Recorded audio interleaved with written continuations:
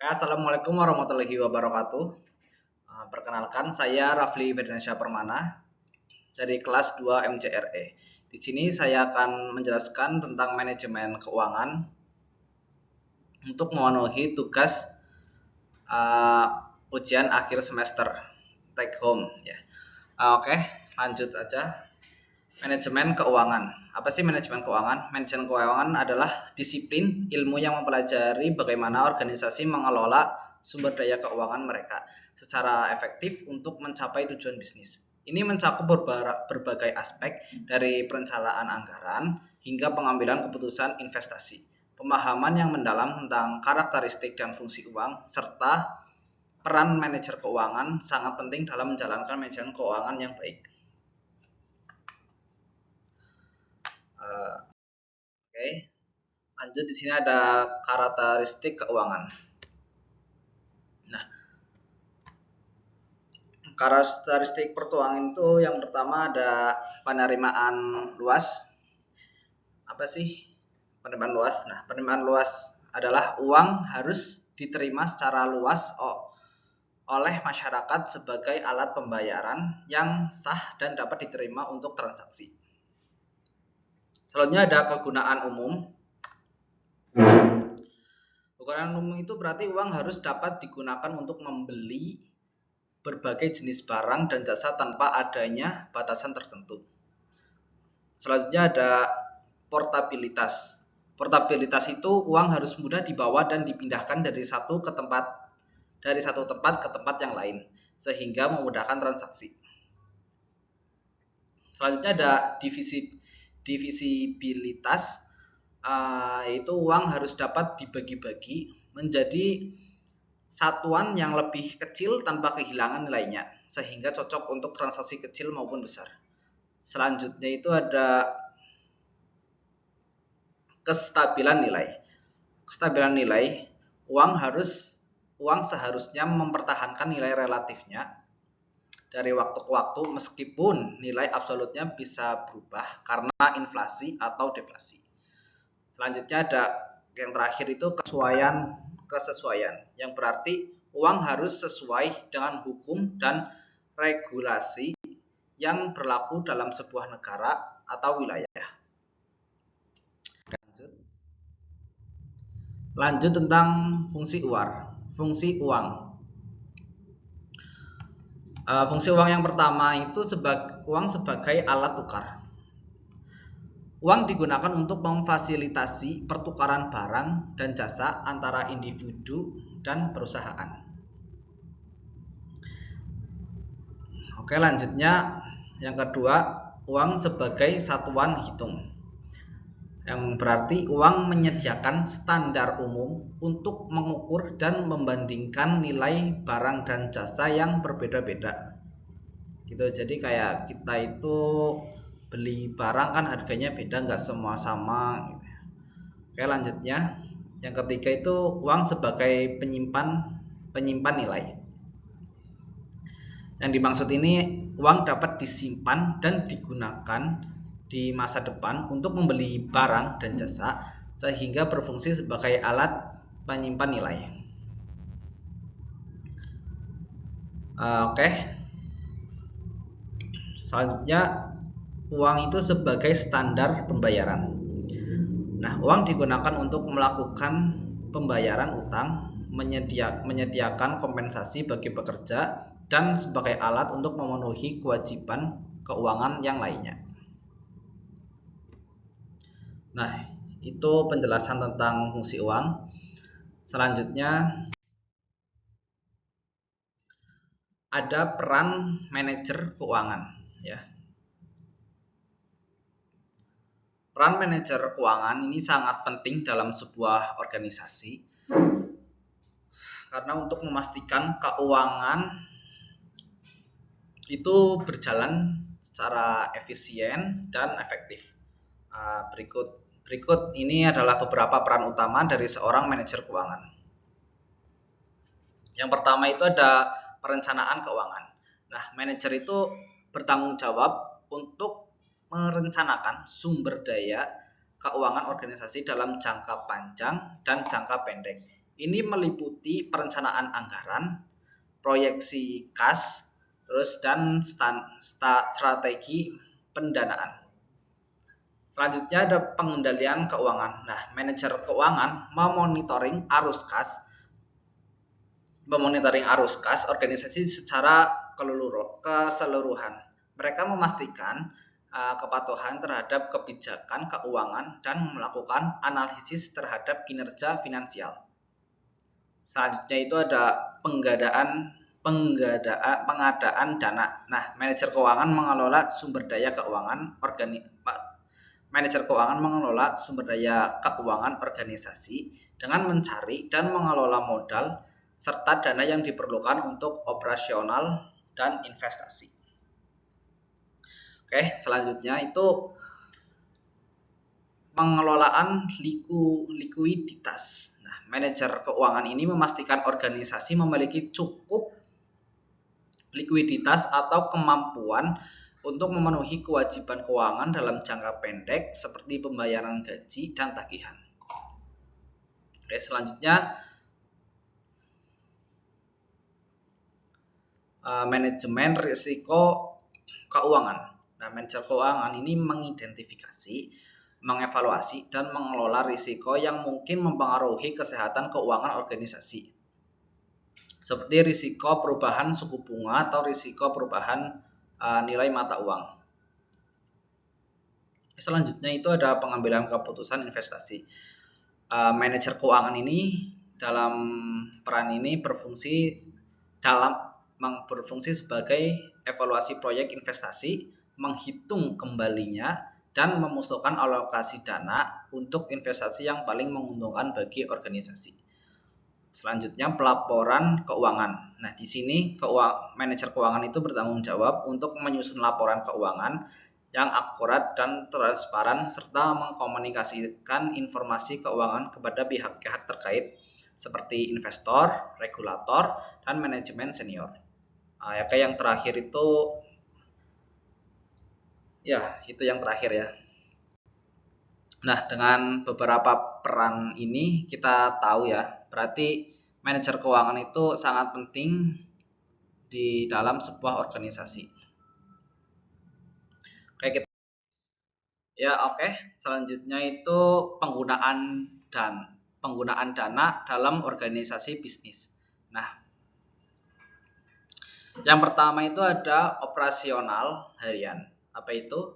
Jadi dana itu digunakan untuk membiayai kegiatan operasional sehari-hari. Jadi biaya operasional yang ada itu dananya dikeluarkan. Terus investasi dalam aset. Pembelian aset tetap seperti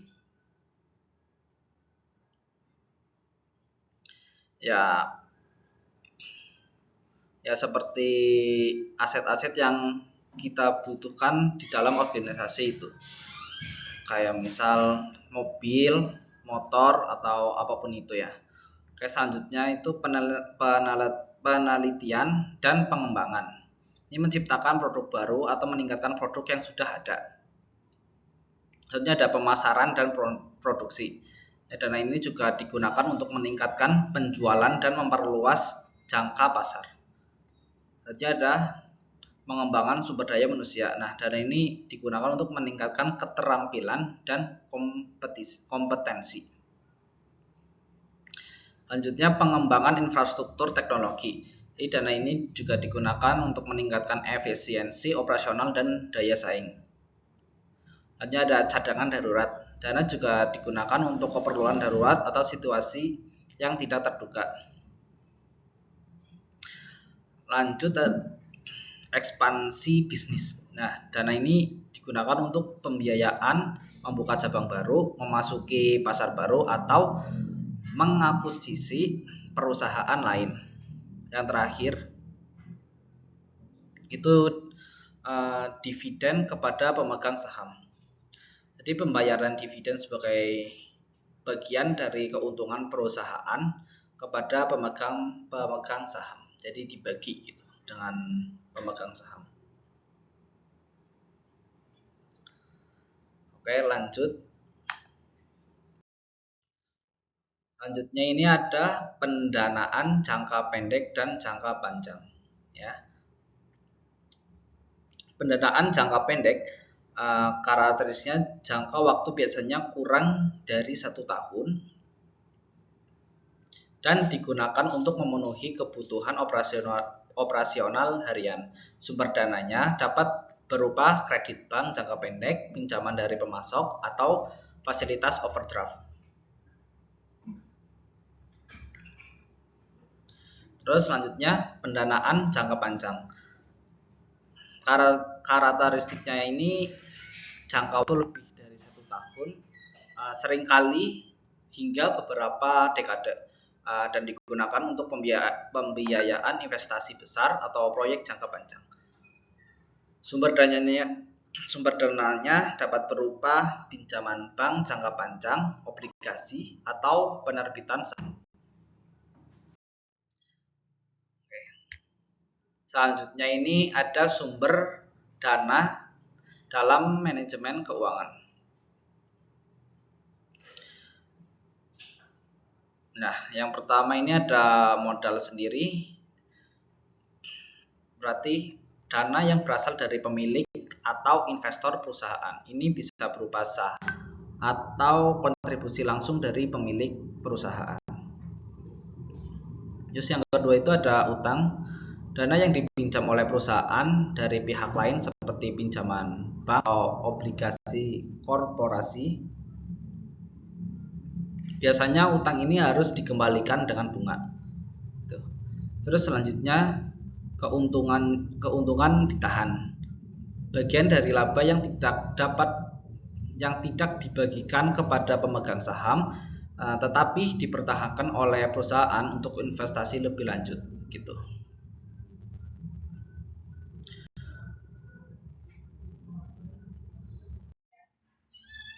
Oke, kita lanjut. Selanjutnya itu ya ada pasar surat berharga. Nah, pasar ini berfokus pada instrumen keuangan dengan jangka waktu pendek, biasanya kurang dari 1 tahun, seperti sertifikat deposito, surat utang komersial, dan treasury bills. Instrumen-instrumen ini digunakan untuk memenuhi kebutuhan pendanaan jangka pendek seperti modal kerja atau keperluan operasional harian. Investor di pasar ini biasanya mencari investasi yang lebih liquid dan aman dengan tingkat risiko yang rendah. Selanjutnya ada pasar modal. Pasar ini mencakup instrumen keuangan dengan jangka waktu lebih dari 1 tahun seperti saham dan obligasi. Nah, tujuan utama pasar modal adalah menyediakan sumber pendanaan jangka panjang bagi perusahaan atau pemerintah untuk mengembangkan bisnis, investasi dalam aset jangka panjang, atau proyek-proyek besar. Investor di pasar modal dapat berinvestasi dalam saham untuk mendapatkan keuntungan dari pertumbuhan nilai perusahaan atau dalam obligasi untuk memperoleh penghasilan tetap dari bunga yang dibayarkan.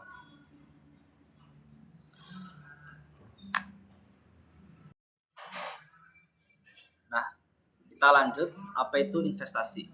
Investasi itu penanaman modal yang nantinya kita harapkan mendapatkan keuntungan di masa yang akan datang. Nah, tujuan dari investasi bagi perusahaan. Nah, tujuannya yaitu meningkatkan keuntungan. Investasi dapat digunakan untuk memperluas usaha, meningkatkan efisiensi, dan meningkatkan pendapatan. Selanjutnya ada mendanai pertumbuhan. Investasi dapat digunakan untuk membeli aset, meningkatkan modal kerja, dan mendukung penelitian dan pengembangan. Selanjutnya ada mengurangi risiko. Investasi dapat digunakan untuk diversifikasi, melindungi dari inflasi, dan mengamankan sumber daya penting. Nah, selanjutnya ada keputusan investasi dalam manajemen keuangan. Keputusan investasi yang pertama itu dasarnya yang perlu kita ketahui ya, dasar dari keputusan investasi. Itu ada return. pengembalian. Investor berinvestasi untuk memperoleh keuntungan. Tingkat pengembalian diharapkan sesuai dengan tingkat risiko yang diambil. Selanjutnya ada risiko. Setiap investasi itu pasti melibatkan risiko. Investor harus mempertimbangkan risiko dan potensi pengembalian sebelum membuat keputusan investasi. Selanjutnya ada proses keputusan investasi. Yang pertama itu ada penganggaran modal. Proses ini mengambil keputusan investasi modal yang melibatkan alokasi dana ke proyek atau aset tertentu. Lalu ada analisis instrumen investasi, yaitu memerlukan evaluasi dan analisis berbagai instrumen investasi untuk menentukan yang paling menguntungkan di masa yang akan datang. Lalu ada pemilihan alternatif investasi. Proses pemilihan ini harusnya lebih dari satu sesuai dengan tujuan investasi dan profil risiko investor.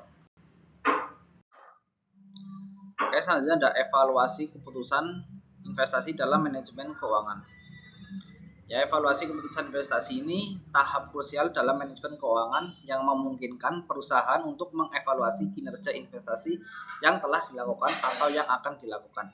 Dalam konteks ini terdapat beberapa materi penting yang berkaitan dengan evaluasi keputusan investasi dalam manajemen keuangan. Yang pertama yaitu metode evaluasi investasi. Ada metode payback period atau periode pengembalian modal. Metode sederhana yang menghitung waktu yang diperlukan untuk mendapatkan kembali modal yang diinvestasikan. Lalu ada net present value atau NPV, metode yang menghitung nilai sekarang dari arus kas bersih masa depan yang diharapkan dari suatu investasi. Lalu ada internal rate of return, IRR. Itu metode yang menghitung tingkat pengembalian yang membuat NPV suatu investasi sama dengan 0. Selanjutnya ada profitability index, indeks profitabilitas, metode yang mengukur rasio antara nilai sekarang dari arus nilai sekarang kas bersih dengan investasi awal. Oke, selanjutnya ada kriteria evaluasi investasi. Yang pertama itu ada risiko. Risiko itu evaluasi investasi harus mempertimbangkan tingkat risiko yang terkait dengan investasi tersebut.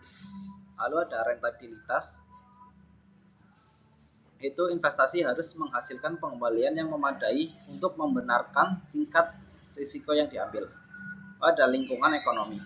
Evaluasi juga harus memperhitungkan kondisi ekonomi saat ini dan masa yang akan datang yang dapat mempengaruhi kinerja investasi.